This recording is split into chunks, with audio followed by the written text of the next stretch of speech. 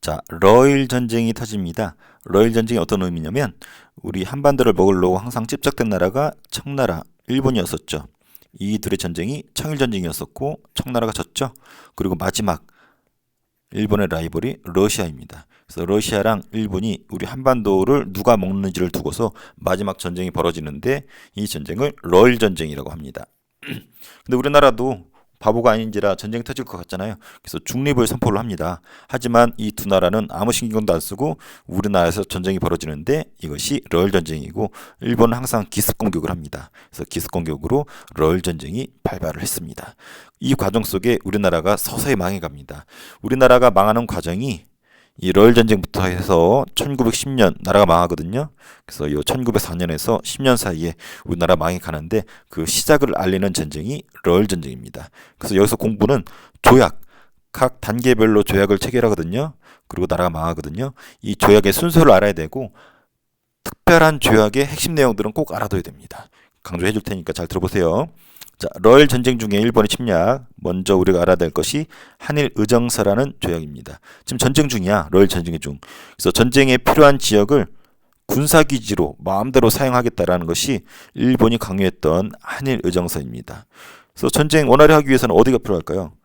일단 여기 일본이고 러시아죠. 전쟁 벌어졌을 때 일본이 군대를 빨리 위로 올리기 위해서 이렇게 철도를 깝니다. 그래서 철도 부지를 많이 빼앗아가요. 그리고 러시아가 내려올 때 견제하기 위해서 여기 독도에다가 군사적인 시설을 많이 만들게 됩니다. 위에 아직도 헬기장이 있고 망루라는 보트를 서는 공간이 있고 대포도 아직도 있어요. 그래서 일본이 전쟁과 관련해서 우리 땅을 마음대로 사용하겠다. 그래서 철도나 독도 이런 것을 사용한 것을 한일 의정서라고 합니다. 자, 여기 조약 내용이 나오잖아요. 그래서 보면은 일본 제국은 전략상 필요한 지점을 수시로 사용할 수 있다. 그래서 독도도 이때 일본이 가져가게 됩니다. 자, 그리고 두 번째 조약입니다. 1차 한일 협약이라고 해요. 요 앞에 이름이 있는데 외우지 말고 요걸로 외우세요. 1차 한일 협약. 요때 고문이 들어옵니다. 두 명의 고문이 들어오는데 우리나라 재정을 책임지는 재정고문, 외교고문 이렇게 들어옵니다. 고문이 뭔지는 앞서 몇 번 나왔었죠. 띠져라! 이 고문, 괴롭히는 고문이 아니라 간섭하는 사람을 고문이라고 그랬어요. 그래서 재정, 나라 돈을 간섭하기 위한 메가타라는 일본인이 들어오고 외교를 장난치기 위해서 스티븐슨이라는 미국인이 들어옵니다. 특히 메가타는 화폐 정리 사업이라고 뒤에 배울 부분인데 우리나라 화폐를 일본 화폐로 바꾸는 사업인데 이걸로 우리나라 경제를 아작을 내는 화폐 정리 사업의 주역이 메가타고 외국 고문이었던 스티븐슨은 미국인이고 나중에 미국에서 헛소리하다가 우리 동포들이 총으로 쏴서 죽여버립니다. 이런 얘기 하죠. Korean is happy here because 일본의 지배를 받기 때문에 일본의 지배를 받아서 조선인들이 행복해하고 있다라고 개소리를 칩니다. 그러다 총에 맞아 죽은 사람 스티븐스. 어쨌든 1차 한일 협약의 핵심 내용은 두 명의 고문이 들어왔다라는 거 이거 꼭 기억해주고 자, 전쟁이 끝났습니다. 누구의 승리로 끝나냐면 일본의 승리로 끝났어요. 그래서 이제 한반도를 노리는 청나라는 진작에 깨졌고 러시아도 깨졌고 제일 가까이 있는 일본이 우리나라 한반도를 먹는 것은 거의 기정사실이야. 그래서 강대국들이 인정을 해줍니다. 그래서 체결한 조약들이 있는데 열강, 강대국이라는 뜻이죠. 일본의 한국 지배를 인정한 조약들을 알아둬야 됩니다. 첫 번째 가스라테프트 밀약, 그다음에 2차 영일동맹, 포츠머스 강화조약. 가스라는 일본인이고 테프트는 미국인이에요. 그래서 미국과 일본 사이에 밀약, 비밀리에 조약을 체결합니다. 한마디로 야 일본 너네가 한반도 먹어. 2차 영일동맹 영국도 일본한테 야 니들이 한반도 먹어. 포츠머스 강화조약 러시아가 일본한테 야 니들이 한반도 먹어. 우린 전쟁에 졌으니까 이런 의미입니다. 그래서 요 세 조약 공통점은 한국 지배를 강대국이 인정해줬다. 그래서 이제 라이벌들이 사라졌어요. 한반도를 노리는 라이벌 다 사라졌어. 그래서 본격적으로 일본이 우리나라를 맛있게 먹어가죠. 그 가장 중요한 조약이 을사늑약입니다. 을사조약이라고도 하는데 늑, 강제 늑자를 씁니다. 을사년에 강제로 우리나라를 거의 90% 먹은 거야. 이게 제일 중요합니다. 오늘 배운 것 중에. 그래서 과정을 보면은 군인들이 궁궐을 포위해요. 왕과 신하들을 위협하고 폭행도 합니다. 그러면서 요 을사오족이라는 쓰레기들이 있어요. 얘네들을 앞세워가지고 조약을 일방적으로 사인하게 하고 공포 발표를 합니다. 하지만 군사 위협이 있었고 왕조차도 우리 황제죠. 거기 사인도 안 했어. 무효야. 불법이야. 그래서 국제법상 분명한 무효인 조약이 을사늑약입니다. 하지만 아까 봤지만 위의 강대국들은 그런 과정에 별로 관심이 없어. 일본이 우리나라 먹는 걸 이미 허락했기 때문에 일본도 그런 거 알기 때문에 불법적으로 무효임에도 불구하고 강제로 사인하게 하고 발표를 합니다. 이때 을사오적이 무슨 말이냐면 요 새끼들이에요. 개쓰레기들인데 이완용 들어봤죠? 친일파하면 이완용 딱 떠오르잖아요. 을사죄약을 체결했었던 5명의 도적 새끼들이란 뜻이에요. 을사오적. 그래서 이완용을 비롯해서 요 5명이 그 당시 때 장관들이었는데 이 새끼들이 친일파가 돼가지고 일본으로부터 귀족작이랑 돈을 받고 우리나라의 주권을 일본한테 넘기게 되는 주인공들, 역적 쓰레기들이 되죠. 그 당시 을사늑약이 얼마나 강압적이었는지 그 당시 사파를 보면 나와 있습니다. 이 5명이 을사오적이겠죠. 일본 군인과 일본 대신들이 위협적인 분위기 속에서 우리 고종 황제를 허수아비로 만들고 사인을 하죠. 고종은 사인도 안 했어. 그래서 흥분하고 있죠. 배신자들과 강압적인 일본 사이에서 을사조약이 체결된 것을 그 당시 때 을사늑약 사파로 남겨놨습니다. 그럼 도대체 을사늑약이 뭐냐? 여기 나와 있죠. 핵심 내용. 2가지를 꼭 기억해야 됩니다. 앞으로 한국 정부는 일본의 중개를 거치지 않고선 조약과 약속을 맺지 못한대. 한마디로 조약이나 약속을 일본의 중개가 있어야 된대. 이것을 우리는 보통 외교권을 빼앗아갔다라고 얘기합니다. 외교권. 다른 나라하고 외교를 할 수 있는 권한을 요거에 의해서 빼앗아갔다고 하고, 그리고 여기 보면은 통감이라는 사람을 둔대. 통감. 통감이라는 사람이 묵을 수 있는 공간을 통감부라고 하고, 이 통감이 우리나라의 실질적인 짱이 돼가지고 보통 군인들이 왔거든요. 그래서 요 새끼들이 우리나라를 괴롭힙니다. 통치하고. 그래서 결과가 여기 나와 있네요. 이 2가지는 꼭 외워야 됩니다. 을사조약의 핵심 내용이자 결과인데 우리나라의 외교권을 빼앗아갔다. 통감부를 설치했다. 그래서 통감은 우리나라 웬만한 것을 다 장악을 해요. 한마디로 우리나라 간섭하는 왕과 같은 존재였어. 우리나라 왕은 허수아비였었고. 그래서 외교권 박탈. 그래서 일본 허락 없으면 외교도 못하고 조약도 체결 못해. 그리고 통감부 설치. 그래서 여기 사진이 나오네요. 이게 그 당시 때 통감부예요. 그래서 여기에서 이 통감이 우리나라를 간섭하죠. 그래서 이게 1대 통감이었었던, 혹시 들어봤나요? 이토 히로부미예요. 다 들어봤죠? 이토 히로부미는 우리 역사에서 안중근 의사한테 총에 맞아 죽는 애가 이 이토 히로부미잖아. 우리 입장에서는 우리나라를 빼앗아가는 역적 중에 역적이죠. 킹 오브 더 베스트 오브 더 역적. 그래서 안중근이 죽여버렸고, 참고로 이토 히로부미는 우리 입장에서는 역적이지만 일본 입장에서는 영웅입니다. 일단 일본 근대화를 시켰던 근대화의 아버지이기도 하고 일본 첫 번째 총리이기도 해요. 1대 총리고 우리나라에 1대 통감으로 와가지고 우리나라를 식민지로 만드는데 1등 공신이 이토 히로부미입니다. 본인 입장에서 아쉽게도 1910년에 우리나라가 식민지가 되거든요. 1909년에 안중근한테 총이 맞아 죽기 때문에 일본한테 먹히는 것까지는 보지 못했지만 거의 요 새끼 작품에 의해서 우리나라가 일본의 식민지가 되죠. 그래서 통감 정치가 설치되었다라는 거, 통감을 설치란 말이 통감 정치라는 말과 똑같은 거예요. 통감을 통해서 정치하는 거, 그리고 외교권이 박탈당했다는 거. 요 2가지는 꼭 알아두고, 근데 고종이 바보가 아니라 무효잖아, 불법이잖아. 저항을 합니다. 무효 선언을 하고, 근데 아무도 안 들어줘. 그리고 미국과 독일 대통령들한테 친서, 을사조약이 무효라고 우리나라에 들어와 있던 외국인들을 통해서 무효라고 알리지만 만나주지도 않아요. 그리고 제일 중요한 거, 헤이그의 특사를 파견합니다. 이때 헤이그 같은 경우는 네덜란드에 있는 도시예요. 여기에서 강대국들이 모이기로 약속되어 있거든. 그 강대국 회의를 뭐라고 그러냐면 만국 평화회의라고 부릅니다. 그래서 네덜란드 헤이그에서 만국 평화회의란 이름으로 강대국들이 모이는 걸 알고서 우리나라 이상설, 이준, 이휘종 3명의 특사를 파견해서 을사조약의 부당함과 불법성, 무효임을 알리고자 했었죠. 하지만 일본이 눈치채고 여기 들어오지 못하게 막음으로써 여기서 실패로 끝납니다. 오히려 이걸 계기로 우리 고종 황제를 퇴위시켜버려요. 황제 자리에서 쫓아냅니다. 명분은 뭐냐면, 야 조선 대한제국이죠. 이땐 니네 외교권 빼앗겼잖아. 왜 헤이그 특사 보내서 외교 활동해? 너 을사늑약 어겼으니까 퇴위야. 야, 말도 안 되죠. 을사늑약 자체가 무효였었고 한 나라의 황제를 지들 마음대로 바꾼다는 게 말이 돼? 그게 쓰레기들이죠. 어쨌든 이때 힘이 없으니까 바뀝니다. 그래서 우리의 고종의 대한제국 첫 번째 황제였던 고종이 물러나고 아들이었던 순종이 2번째 황제로 즉위하게 되죠. 참고로 대한제국은 순종 때 망하게 되면서 2명의 황제밖에 없었습니다. 고종과 순종. 참고로 순종은 커피를 좋아했는데 커피에 일본 새끼들이 독약을 타가지고 그걸 마십니다. 그래서 이빨도 많이 빠지고 약간 맛이 갑니다. 한마디로 허수아비 황제를 세워놓고 이제 우리나라를 먹기 시작하는 거죠. 이미 을사늑약 때 우리나라 한 99%는 망한 거예요. 외교권 자체가 없는데 주권이 없는 거죠. 그리고 완전히 먹기 위해서 한일 신협약이라는 걸 체결합니다. 정미 7조약이라고도 하고, 여러분 헷갈릴까봐 여기 1차 한일협약 아까 봤었죠. 위에서 을사늑약의 다른 이름이 있습니다. 여기 2차 한일 협약이라고도 해요. 워낙 을사늑약이 유명하기 때문에 이걸로 알려져 있지만 2차 한일 협약이고 한일 신협약이라고도 합니다. 이거는 그리고 정민연이기 때문에 정미 7조약이라고도 하고, 여기서 두 가지 꼭 기억해야 될 게 요거 우리나라 각 부서에 차관을 임명합니다. 그래서 이것을 차관 정치를 했다라고 얘기하는데, 아까 통감 정치는 뭐였어요? 통감부를 설치한 을사조약이었었고, 차관 정치는 이 정미 7조약에 의해서, 그리고 우리의 대한제국의 군대를 해산시킵니다. 그래서 이 두 가지는 꼭 기억해 줘야 돼요. 차관 정치, 군대 해산. 이 부분이 한일 신협약 내용이에요. 근데 차관이 뭔지 압니까? 뭐 국방부, 교육부, 뭐 외교통상부 이런 것들 있잖아요.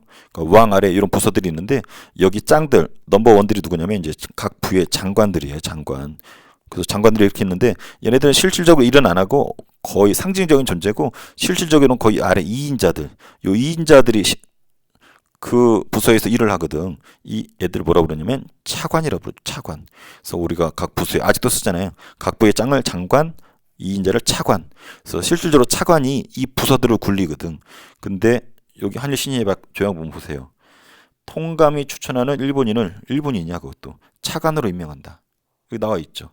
그래서 여기 각 부서의 차관을 일본인들 임명하고 이 각 부서를 일본 새끼들이 장악하겠다라는 거죠. 한마디로 이미 거의 나라가 망했지만 각 부서를 일본인들이 장악하면서 우리나라 완전히 먹겠다는 의지죠. 그리고 혹시라도 정할까봐 그나마 남아있던 군대마저도 강제로 해산시킨 것이 그 유명한 한일 신협약 혹은 정미 7조약이라고 합니다. 무장해제까지 당했으니까 거의 나라 망한 거야. 저항 세력이 없잖아. 그래서 뭐 사법권 빼앗아가고 경찰권 빼앗아가고 그러더니 끝내 일본과 한국을 합쳐버리는, 한국과 일본 합쳐버리는 병합 조약을 강요를 하죠. 이것이 한국 병합에 관한 조약이고 1910년 나라가 망합니다. 한번 보세요. 짜증납니다. 한국 황제 폐하는 한국 전체에 관한 모든 통치권을 완전하고도 영원히 일본 황제한테 준다. 그래서 우리나라 통치권을 일본한테 준다는 내용이 노골적으로 쓰여져 있어요. 근데 이거마저도 뭘까? 무효입니다. 순종이 서명이 빠져 있어. 그러니까 무효야. 을사늑약도 무효고, 이 한일 병합이라는 표현도 좋은 표현은 아니에요. 똑같은 입장에서 합쳐진 걸 병합이라 하기 때문에, 그래서 우리는 보통 이 표현을 씁니다. 경술국치. 경술련이거든요. 경술련에 국가가 치욕을 당했다. 나라가 치욕을 당한 날 해가지고 기억해 두세요. 10년 8월 29일. 이건 시험을 떠나서 한국인이라 알아둬야지. 혹시 옆에 달력 있으면 보세요. 8월 29일 날 아래 경술국치라고 쓰여져 있는 달력들도 있어요. 잘 보관해 두세요. 역사의식이 있는 달력입니다. 혹시라도 경술국치 쓰여져 있지 않은 달력 있으면 찢어버리세요. 선생님 책임지진 않습니다. 근데 선생님 싫어요. 이런 거 정도 알아둬야죠. 그래서 우리나라는 8월 29일부터 망해서 1945년 8월 15일 광복이 올 때까지 36년간 일본의 지배를 받는데, 누구의 지배를 받냐면 총독의 지배를 받습니다. 그래서 여기 빠져 있지만 우리가 일본한테 이제 먹혔잖아요. 순종의 서명 없었고 불법이지만 이때 일본이 총독부를 통해서 통치합니다. 총독 정치라고도 해요. 총독 정치. 한마디로 뭐예요? 아까 을사조약 때 무슨 정치였어? 통감 정치에다가 통감에 의해서 통치받았죠. 이 통감이 이름을 바꿉니다. 총독부, 총독 정치. 그러면 총독 누가 오냐면, 아까 1대 통감은 이토 히로부미였었죠. 1대 총독은 데라우치라는 사람이에요. 뭐 요까지는 몰라도 되지만 관심 있는 사람들은 데라우치. 참고로 1대 통감 이토 히로부미에서 3대 통감이 데라우치였었거든. 3대 통감이 바로 그냥 1대 총독으로 계승이 된 거예요.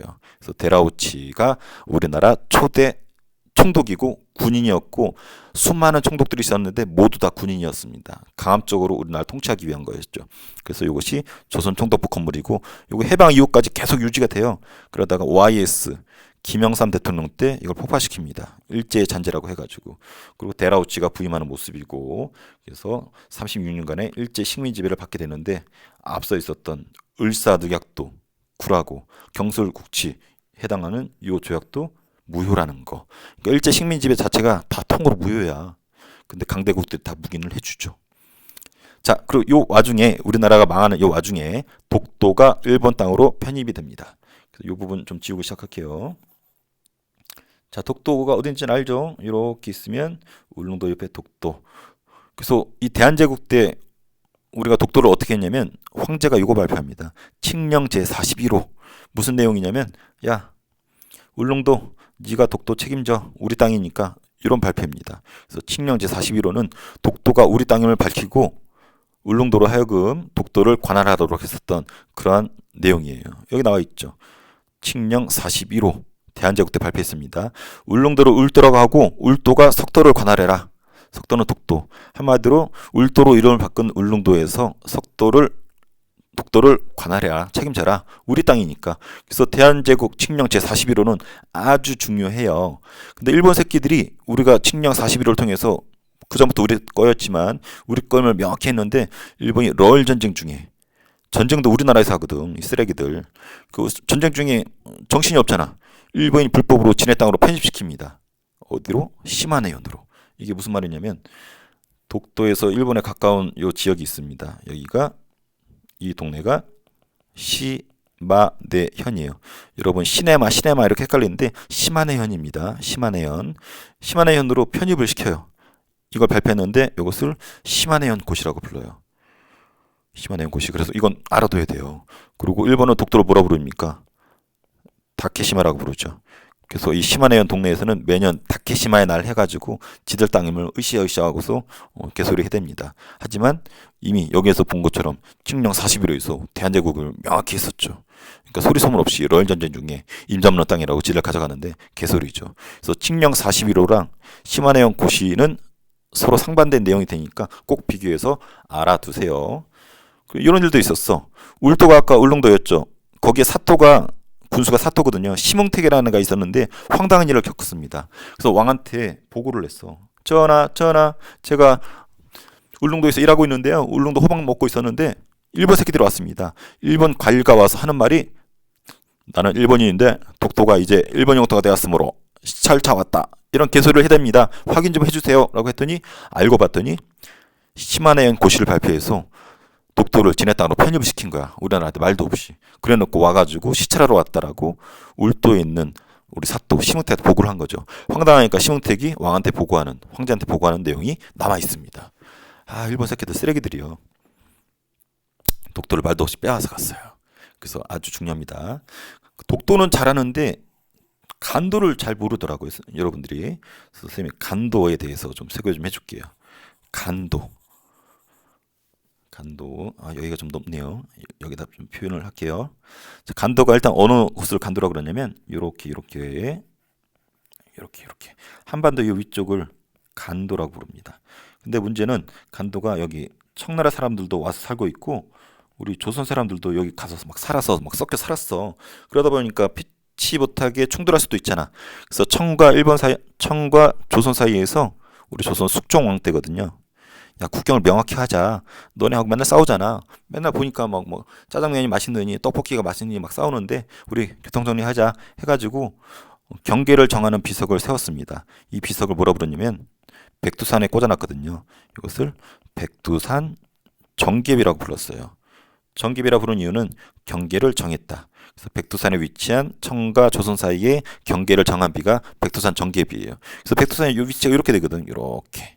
근데 여기 뭐라 써져 있냐면 이렇게 써져 있어요. 백두산 정계비에. 야, 국경은 서위, 압록 한자로 되어 있겠죠.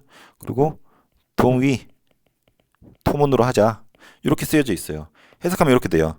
서쪽으로는 압록강을 경계로 하고 동쪽으로는 토문강을 경계로 하자. 그래서 쌤이 요 윗부분 잘 안 보이니까 확대해서 그려볼게요. 윗부분만 이렇게 이렇게 돼 있는데 비석을 이렇게 세워놨거든. 그래서 서쪽으로는 압록이라고 그랬잖아. 색깔을 달리해서 요렇게 흐르는 강이 압록강이거든. 그래서 이 비석을 기준으로 서쪽으로 압록. 그래서 요거는 우리나라도 요거 맞다 그러고 청나라도 요게 맞다고 해가지고 이견이 없어요. 또 합의를 봤어. 근데 문제는 이 토문 때문에 싸웁니다. 청이 주장하는 거랑 우리 조선이 주장하는 게 달라. 청나라는 일단 우리나라 주장은 요거예요. 이렇게 송화강이라고 있는데 송화강의 이 끝자락을 뭐라 부르냐면 요 부분을 토문강이라고 불러요. 그럼 맞잖아. 토문강. 야, 청나라. 토문강 여기 있잖아. 이게 국경이야. 그래서 우리는 요걸 주장한 거죠. 그래서 우리나라 옛날 지도 보면은 이렇게 해서 여기 요 부분이 우리나라 땅으로 표현이 되어 있어. 여기가 이제 간도거든. 근데 문제는 청나라는 아니라 그래. 청나라는 우깁니다. 아니다, 아니다. 너네 잘 들어. 토문. 야, 발음이 요쪽에 있는 두만강하고 비슷한 것 같아. 그래서 두만강으로 우깁니다. 두만강. 두만강 들어봤죠? 두만강. 이렇게 우측으로 흐르는 강이 두만강이거든요. 근데 우리가 주장하는 요거면은 요 가운데가 우리나라 땅인데 청나라 우기는 두만강으로 해석을 하면은 요 부분은 청나라 땅이 돼버리는 거야. 그래서 싸웠어. 우리는 토문강, 청나라는 두만강. 누가 이겼을까요? 아무도 안 이겼어. 서로 우기다가 우리나라는 꿋꿋하게 여기에서 관리를 보냈어. 간도를 관리하기 위해서. 누굴 보냈냐면 여기 나와 있는 것처럼 간도 관리사로 이범윤을 보냅니다. 그래서 이범윤을 보내서 요 간도 지역이 우리 땅임을 꿋꿋하게 주장을 했었어요. 근데 문제는 청하고 일본이 조약을 체결합니다. 그것이 간도 협약이에요. 이게 무슨 말이냐면 지금 쟁점은 뭐예요? 우리나라 주장처럼 토문강으로 해석을 해주느냐 두만강으로 해석해주냐 그거잖아요. 근데 일본 새끼들이 청나라한테 두만강으로 해석을 해줍니다. 이게 간도 협약이에요. 그래서 보면 청과 일본 두 나라 정부는 두만강을 경계로 한다. 그래서 청나라의 주장이 요걸로 받아들여졌다라는 거예요. 그래서 요 부분이 청나라한테 넘어갔어. 그래서 일본이 한마디로 청나라 유리하게 두만강으로 해석해주면서 간도가 날아갔습니다. 근데 웃기지 않아요? 일본은 어차피 우리나라 식민지 만들 거였으면 지들한테 땅을 많이 확보해놔야지 간도가 지네 땅 될 거 아니야. 근데 청나라한테 저걸 저렇게 해석해주고 넘겨줘요. 그러다 보니 근데 나름대로 일본이 바보가 아닌 이상 꿍꿍이가 있었지. 청나라한테 받는 게 있었어. 뭘 받냐면 요걸 받기로 되어 있었어요. 자, 여기 요거를 청나라한테 주는 대신에 한마디로 두만강을 해석해 주는 조건으로 여기다가 철도를 까는 여기가 만주 지역이거든요.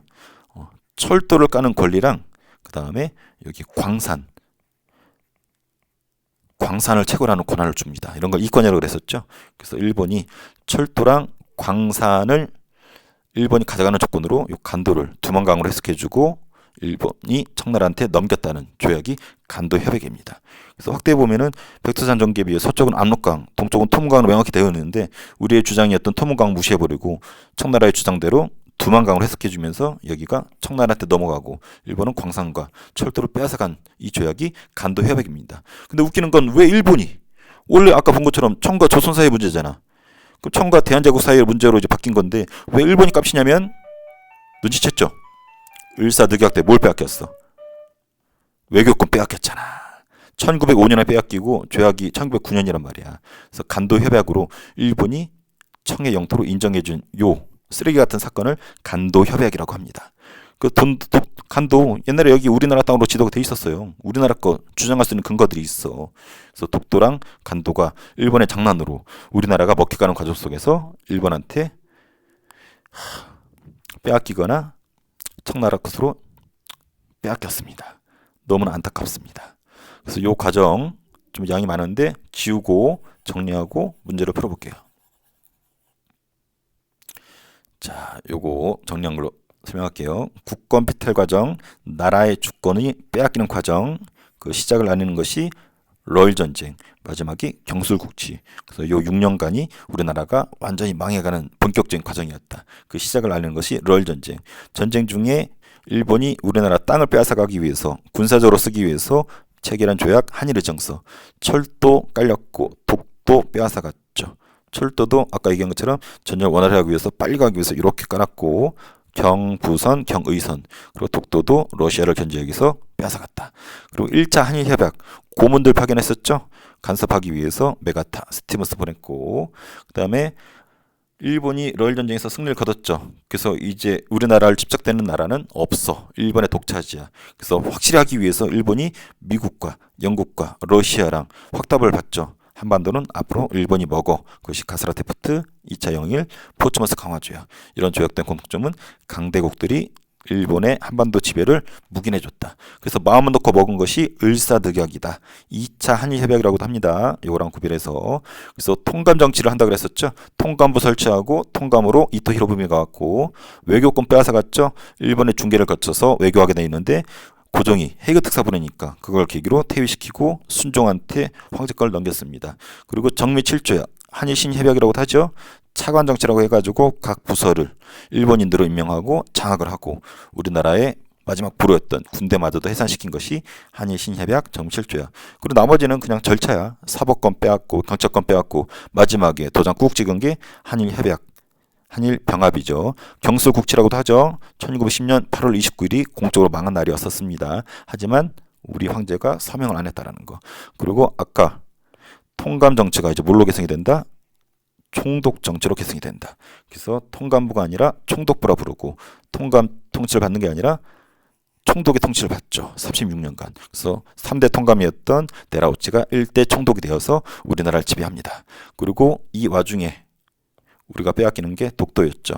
삼국시대 지정왕 때부터 우리 땅이었어요. 고려, 조선 쭉 오다가 대한제국도 나름대로 우리 영토임을 인정했었죠. 그것이 그 유명한 41호, 칙령 41호 꼭 기억하라 그랬죠. 울릉도로 하여금 관할하도록 했죠. 하지만 일본이 러일 전쟁 중에 소리 소문 없이 빼앗아갔죠. 이것이 시마네현 고시, 임자 없는 섬이라고 일본 영토로 편입을 시켰습니다. 하지만 우리가 대응 못했던 것은 외교권을 이미 을사조약 때 빼앗겼기 때문에.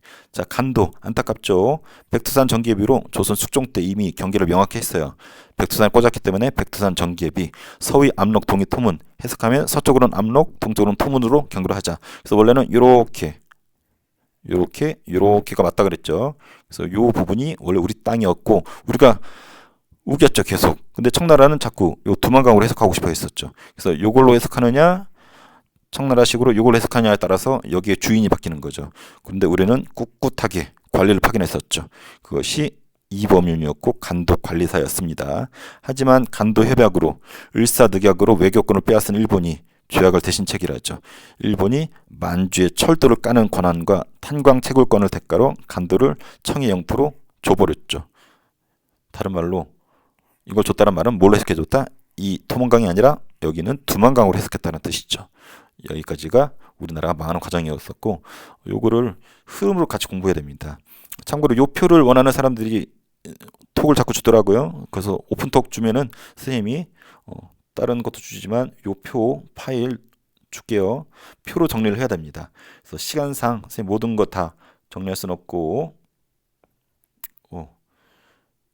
자, 한번 볼게요. 체육부에서 안내하겠습니다. 자, 공원 나리터의 사제동의 요게 학생 및 선생님들께서는 정리하려면 요걸 좀 지워야 되겠네요. 지우고 요 아래서 설명할게요. 자, 이런 불편함이 좀 있네요. 자, 흐름 위주로 시간 많이 갔으니까. 자, 우리가 대한제국까지 배웠습니다. 대한제국을 먹기 위해서 러시아랑 일본이 전쟁을 벌여줬죠. 그래서 일본은 기습 전쟁으로 시작이 되었고, 그리고 전쟁을 원활하게 하기 위해서 한일 의정서 체결했죠. 그래서 군사 목적으로 땅을 빼앗아갔죠. 철도랑 독도. 그리고 1차 한일협약으로 고문정치 실시됐죠. 메가타랑 스테브스 받고. 그리고 일본이 전쟁에 승리를 거두면서 강대국들이 묵인하는 조약들, 가스라테프트, 2차 영일, 그다음에 포츠머스 강화조약. 그래서 일본이 마음 놓고 먹은 게 을사늑약, 강제로 체결했죠. 불법이었죠. 그래서 고종이 헤이그 특사로 저항했죠. 그랬더니 외교 활동 못하는데 외교태 해가지고 고종을 강제 퇴위시켰죠. 그리고 마음대로 또 정미 7조약, 한일 신협약을 체결해서 차관 정치에서 우리 부서를 장악했고 우리 군대를 해산시키죠. 그 다음에 사법권, 뭐 경찰권 이런 거 뭐 박탈하다가 한일합병, 경술국치가 1910년 8월 29일 날 시작이 되죠. 그래서 36년간 식민지배로 가게 되고, 지금까지 우리가 했던 게 흥선대원구부터 한일합병까지의 개화기 지금까지 배운 거고, 일제강점기를 아마 여러분들 2학기부터 배울 겁니다. 그래서 이 부분도 선생님이 똑같이 정리해 줄게요. 자, 문제 한번 풀어보도록 할게요. 자, 러일 전쟁은 만주와 한반도에서 주도권 차지하는 전쟁이었다. 맞죠? 한반도의 주도권 두고 마지막 전쟁이었어요. 러일 전쟁 거치면서 일본은 이렇게 지배를 인정받았다. 맞죠? 가스라테프트, 2차 영일동맹, 포츠머스 강화조약. 공통점은 일본의 한반도 지배를 인정받은 겁니다. 자, 을사조약 체결을 계기로 대한민국 군대가 간접 해산당했다. 을사조약은 외교권 빼앗아 간 거죠. 그 다음에 통관정치고. 군대가 해산당한 것은 기억납니까? 정미 7조약이었었죠. 다른 말로 한일 신협약이라고도 했었습니다. 자, 한국 병합에 대한 조약은 이란과 순정의 서명이 모두 있었다? 아니죠. 순정 서명 안 해서 개구라였었죠. 칙령 41조는 울릉도를 통해서 독도를 관할한 것이었다. 맞죠? 여기에 반대되는 것이 일본의 시마네용 고시였고, 한일의정서, 우리 군사기지 사용하는 거였었죠. 그래서 철도, 독도 빼앗아갔죠. 1차 한일협약은 고문정치였었죠. 간섭하는 사람. 외교고문 스티븐스, 그 다음에 재정고문 메가타. 을사조약은 아까 본 것처럼 외교권 빼앗아갔고 통감정치. 한일 신협약은 정미 7조약이라고도 했었죠. 행정권 장악했다는 말은 차관정치했다라는 거죠. 각 부서에 차관을 배치하고 우리 군대를 해산시킨 거. 자, 을사조약 체결 후 통감부 설치했죠. 러일 전쟁 후 일본은 미국과 가스라테프트 밀약 체결했었죠. 그다음 고종은 을사조약의 불법성을 알리기 위해서 해그 특사 파견했고, 이범윤을 간도관리사로 보내서 간도를 관할게 했었고, 자, 일본이 철도랑 광산 채굴걸 대가로 청해 영토로 인정했다. 이것은 토문강을 두만강으로 해석한 거였었죠. 이 조약이 간도 협약이었고, 일본이 한 이유는 을사조약으로 외교권을 빼앗아갔기 때문에.